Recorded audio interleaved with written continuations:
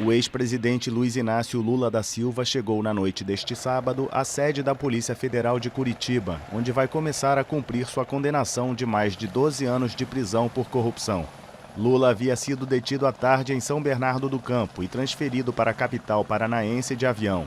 Em seguida, um helicóptero com o petista aterrissou no edifício. Centenas de manifestantes contrários ao líder do PT foram até o local e soltaram fogos de artifício para comemorar a prisão.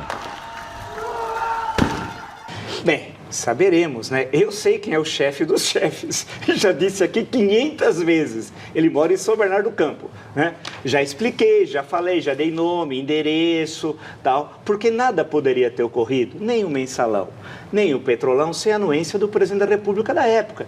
Isso é óbvio. Note que a Justiça, e o juiz Sérgio Moro destacou, o recebimento desse mensalinho de R$ 96 mil, né, desde 2004, era quando ele era chefe da Casa Civil. Portanto, ocupando um gabinete ali no interior do Palácio do Planalto. E era chamado pelo presidente Lula de capitão do time. Então, claro que o chefe dos chefes é o Lula. Não vamos tergiversar, dar volta, tal. Tudo que eu falei em 5 anos aqui do Jornal da Cultura, interessante que está ocorrendo. Eu fico muito satisfeito, não por vingança, mas por justiça, né? Ou seja, você tem um projeto criminoso de poder, é um projeto criminoso partidário, um partido que trocou o programa partidário pelo Código Penal. Esse projeto entrou na estrutura do Estado, controlou os bancos, empresas estatais, ministérios, agências, tudo, para se perpetuar no poder, para usar recursos públicos como financiamento do partido, do projeto criminoso de poder, e também para ganhos pessoais, enriquecendo o presidente da República, enriquecendo ministros, líderes partidários, lobistas e etc. O que ocorreu na Petrobras, por exemplo, né, que é o escândalo maior, mas não só, e tem envolvimento do conjunto das pessoas que estavam na direção da Petrobras. E quando a gente vê os dados apresentados, William, deixa todos os brasileiros de honra, de caráter, que não se vendeu esse projeto criminoso de poder, indignado, né? Poxa vida, o Zé Dirceu, eu acompanhei todas as sessões do Mensalão, escrevi sobre o Mensalão e vi até que a advogada Cata Preta, eu assisti a entrevista dela, vi que atrás ela tinha meu livro na estante lá do Mensalão, falei, pô, que legal, eu assisti todos. Quer dizer, eles estavam, quando eles foram, a denúncia foi recebida em 2005, né? Entrou em 2005, foi recebida em agosto de 2007, o julgamento começou em 2012, terminou em 2014. Durante esse longo período, ele ria da justiça, não estava nem aí com o recebimento, com o processo, com o trabalho brilhante do relator, ministro Joaquim Barbosa, e nem com o julgamento. Ele estava desprezando, que a justiça para ele pouco importa. Ele, no Mensalão, vale lembrar, foi comprovado que na corrupção, uma ex-mulher dele recebeu um apartamento e um emprego. Essa vez é uma filha. Ele resolve todos os problemas familiares. E quando começa a listar, ele disse que não tinha dinheiro. O juiz agora hoje bloqueou dele, do irmão e do Bob, somando os três, 60 milhões de reais. E ele fez vaquinha quando foi condenado no Mensalão, ou desprezo, porque ele disse que não tinha dinheiro, então precisava recolher dinheiro para pagar a multa, o que era, por sinal, inconstitucional, porque multa é pena e pena não se transfere. Mas no Brasil, deixou passar. Em suma, vê a reforma da casa, vê todos os episódios. E uma última questão, William. Aqui, nessa mesma mesa, nesse mesmo local, com você presente, inclusive, o Ayrton estava presente, também estava o presidente, o representante do PT, Paulo Frateschi, dia 26 de outubro, 21 horas, dia do segundo turno. Eu disse aqui, João Vacari tem todo o esquema de corrupção. Bom, evidentemente que fui contradito, disse que era um verdadeiro absurdo. João Vacari está preso, Picholeco, como disse a reportagem, é como ele dizia, ele não falava propina, ele tinha vergonha.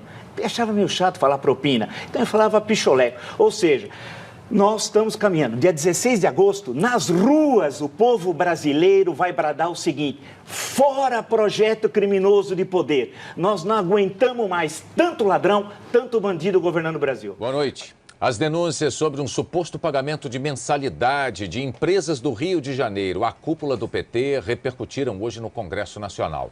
Parlamentares querem que o ex-ministro José Dirceu e o ex-tesoureiro do partido, Delúbio Soares, falem sobre as acusações na CPI dos Correios. Auditores do INSS revelaram a existência de uma mensalidade para que empresas do estado do Rio não fossem fiscalizadas pelo INSS.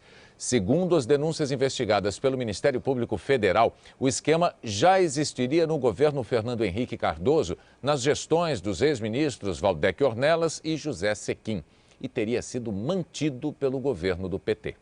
Essa história que vai Mentira, verdadeiríssima. Verdadeiríssima. Quem vem buscar é o da Denúbio Soares. Vem buscar? Vem buscar a grana. Mas tá mandando lá pro Zé Dirceu, né? É. Em outra conversa, Maria Auxiliadora reafirma à auditora Maria Tereza Alves o suposto envolvimento do ex-ministro José Dirceu no esquema. Maria Tereza diz que Carlos Bezerra, que presidiu o INSS entre abril de 2004 e maio de 2005, queria fazer mudanças, mas não conseguiu. Quando o Bezerra assumiu, ele queria nomear, mudar todo mundo aqui. Chegaram a pedir nomes e tudo, né? Mas não adianta nada disso. Pois é. Nada disso, porque o José Dirceu é sabedor de tudo isso, conhece tudo isso, sabe de tudo isso. Mas o José Dirceu está protegendo aqui o pessoal. Ele não está protegendo, ele está protegendo o dinheiro que entra para o PT. Ele está protegendo o dinheiro que entra. Porque... pro PT. O ex-presidente do PTB, deputado Roberto Jefferson, telefonou hoje ao procurador da República no Rio e disse que tem provas sobre os fatos denunciados. Ele se ofereceu para depor nesta sexta-feira. Hoje, em Brasília, integrantes da CPI dos Correios defenderam que o caso seja investigado na comissão e que Delúbio Soares e José Dirceu sejam convocados para depor.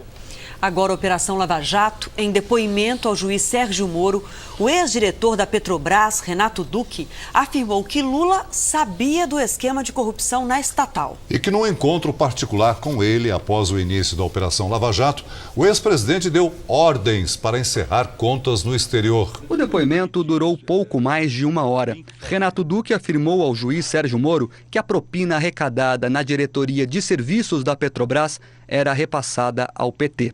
Não, todos sabiam. Todos quem? Todos do partido, desde o presidente do partido, tesoureiro, secretário, deputados, senadores, todos sabiam que isso ocorria. Uhum. Isso foi desde o seu ingresso, desde o início do seu... Desde que o senhor assumiu esse cargo, já havia essa situação? Já havia essa situação. Dentre eles, Luiz Inácio Lula da Silva. O ex-diretor da Petrobras revelou que criou uma relação de intimidade com boa parte da cúpula do partido. O presidente Lula, ele era conhecido como chefe, era chamado como chefe, grande chefe, Nine, ou esse movimento com a mão. Renato Duque comandou a diretoria de serviços da Petrobras entre 2003 e 2012. Ele está preso pela Lava Jato há mais de 2 anos. Em todo esse período, sempre preferiu o silêncio nos depoimentos. Mudou de ideia na semana passada, quando pediu uma nova chance para se explicar. O que eu queria deixar claro, Meritíssimo, é que eu cometi ilegalidades. Quero pagar pelas ilegalidades, mas eu quero pagar pelas ilegalidades que eu cometi. Se for fazer essa situação que a gente vive, for fazer uma comparação com o teatro, eu sou um ator, tenho um destaque, um papel de destaque nessa peça, mas eu não fui e não sou nem o diretor, nem o protagonista dessa história. Duque deu detalhes de como era a divisão de propinas destinadas ao PT e outros partidos. Na verdade, o Paulo Roberto cuidava da área do PP, do Partido Progressista. A área do PT, eu que cuidava.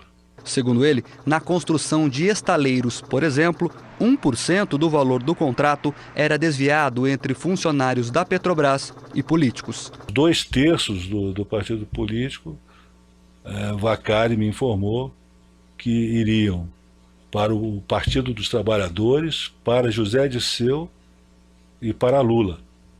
Sendo que a parte do Lula seria gerenciada por Palocci. O Vacari ele foi apresentado como um homem do presidente Lula que iria cuidar dos interesses junto à Petrobras, das empresas que atuavam junto à Petrobras. Interesse do presidente Lula. O ex-diretor admitiu que usava 3 contas no exterior para receber e que, em certo momento, já nem sabia mais quanto dinheiro tinha. Principalmente quando atingiu um determinado valor, aquilo para mim era mais do que suficiente. O que você vai querer juntar dinheiro? Eu não usei esse dinheiro. Que determinado valor é esse que você está falando?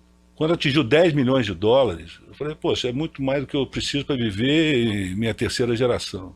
O ex-diretor também disse que se reuniu 3 vezes com Lula, em 2012, 2013 e 2014. Esse último encontro ocorreu em um hangar do aeroporto de Congonhas, em São Paulo, já com a Operação Lava Jato em andamento. Segundo o depoimento de hoje, o ex-presidente queria saber se Renato Duque tinha dinheiro em uma conta mantida na Suíça.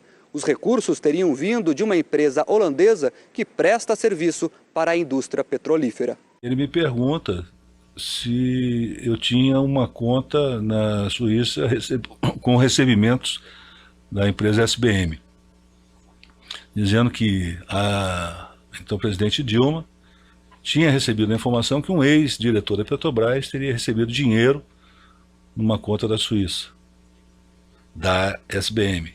Eu falei, não tenho dinheiro da SBM nenhum, nunca recebi dinheiro da SBM. Aí ele vira para mim e fala assim, olha, e das sondas, tem alguma coisa? Falei, e tinha, né? Eu falei, não, também não tem.